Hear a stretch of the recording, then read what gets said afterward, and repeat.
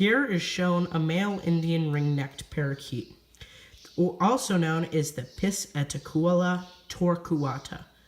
Their distribution is from India to Ceylon through Indo-Burma and southern China. The adult male, as shown here, is green, the back of the head tinged with blue. A black bar on the lower part of the cheek running from the base of the lower mandible up around the neck, forming an incomplete collar. Another incomplete color of fiery pink is running around the back of the neck. The tail is bluish-green. The color of the face is brighter than the rest of the body, and that of the wings is much darker. The bill is bright red with a blackish tip, with some variations. The total length is 16 to 17 inches. Shown here, this bird is 17.5 inches. Size about that of a small pigeon. Tail very long and narrow. Iris partly gray and partly pale yellow.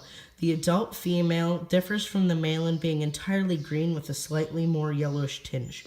The iris is pale yellow, and they do not have as much of a stunning neck.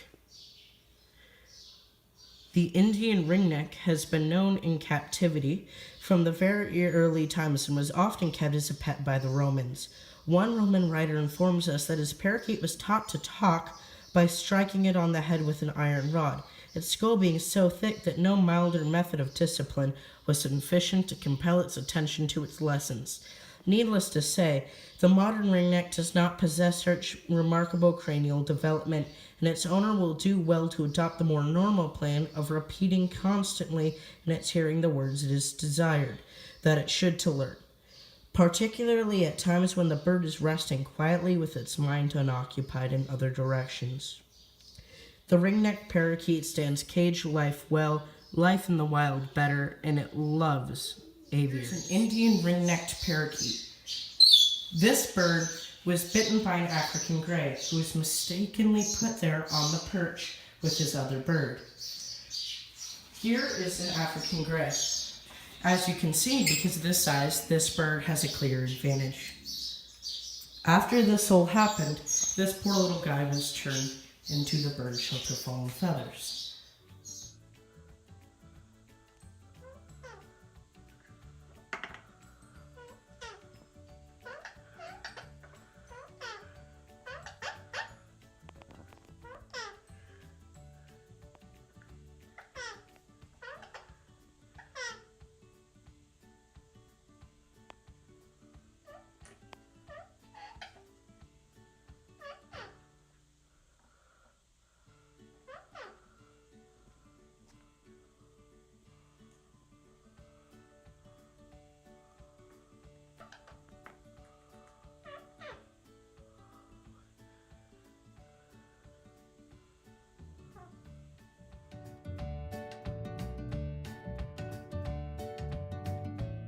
This is how ringnecks and other small hookbills eat.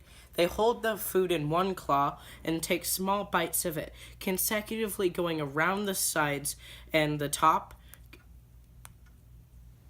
Here I have a breakdown of the Indian ring-necked parakeet's diet, both in the wild and in captivity. Ringnecks in the wild are known to feast on a wide variety of things, including fruits, vegetables, and nuts. Also, there's the occasional seeding plant. One of the favorites is shown here, white spray millet. This substance is highly addictive, so in captivity should only be given in small amounts. Quite literally, on the other hand, is my representation of the ringneck's diet in captivity, including pellets and nutriberries, two of the best commercially available products to feed your ringneck. I have been talking about the ringneck's diet in the wild and in captivity, but in a realistic situation where you've removed this bird from its environment, you need a mix of all of these. The fruits, nuts, vegetables, the seeding plants, the pellets, and the conglomerate of all of them called a nutriberry. This is personally my favorite diet item.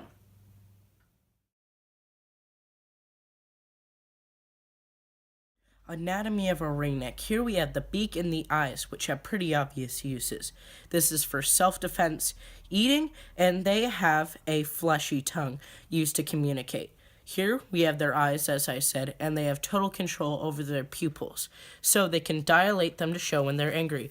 Here's the tail for steering when flying, and also to balance while sitting on perches. Here we have the feet and the nails, which the nails are also used for self-defense and gripping the perch, as shown here. The feet are scaled so as to give more protection. The feathers they have are to fly and to keep cool. Right here is the cloaca, where excrement and in females, eggs are expelled. I'll take a closer look at the wings now. On this bird, the wing feathers are trimmed, as I'll show you in the next clip. But you can still see the secondary feathers, which are used to turn in flight. The joints on the wings are here and here, and the flesh ends about here. This is how you can tell if the bird has any swelling of the joints. Here we have the executive director and the founder of the bird shelter Fallen Feathers, Jody Kieran. She is currently working on doing a ringneck's beak. In the wild, their beaks are routinely worn down through use.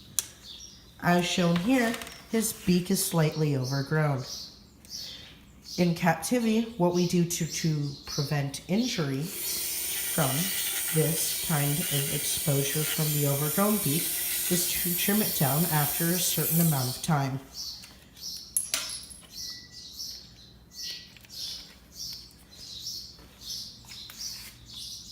She uses this hold on the bird in the towel so the bird cannot bite her or her legs. She's now going to clip the bird's nails.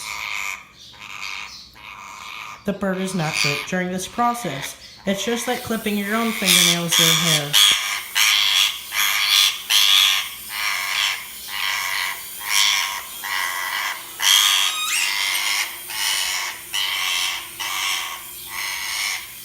The bird isn't angry so much as having his nails clipped, but being restrained.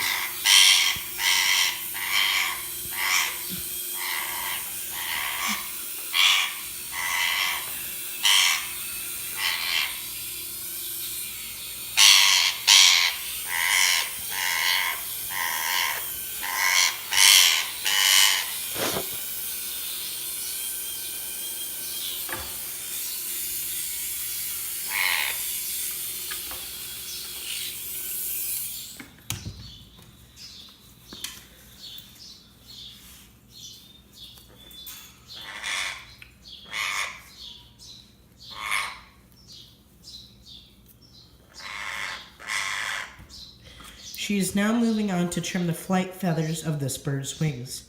In the wild, they use these to gain loft to fly, but in captivity, they can be a danger to the bird.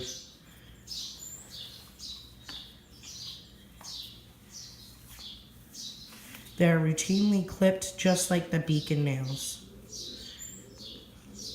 The reason they clip them instead of pulling them out is because if the feathers are plucked, they grow back more quickly. And it is also more painful for the bird.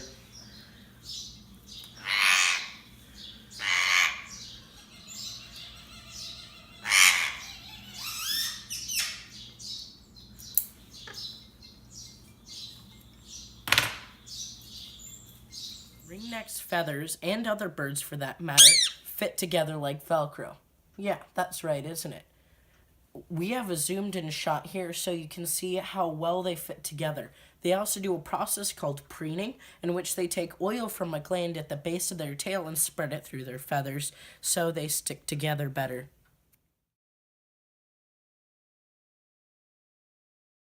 Here's the interaction between a ringneck and his human flock. In the following clip, I'll show you the interaction between a ringneck and birds of the same species. Yeah, that's right, buddy, isn't it?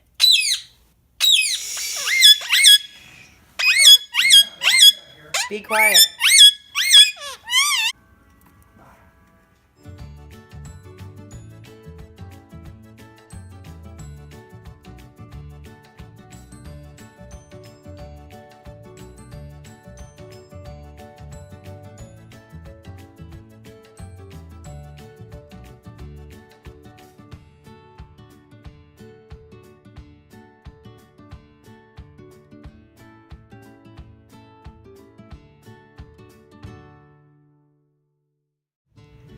My face on the intro slide to reproduction may seem a little bit creepy. You have probably wondered why I have entered this picture into the video. This is because the bird, the green one that is not a ringneck parakeet, it was actually my bird's girlfriend. And no, I'm not just amused by reproduction, as some of you thought. Even though ringnecks don't mate for life all the time, they still sometimes can. These relationships are quite usually long and fruitful bonds, which leads to many years of offspring, which is a benefit for the species. Remember the one injured ringneck I showed you at the beginning of the video? He's doing much better now. Here, have a look. He's doing much better. He finally has a tail. Well, you're being a little bit nippy though. He's looking good. And I would really appreciate if at the end of the video you thought the rehabilitation of the small ringneck was a success. Clap, please, and thank you.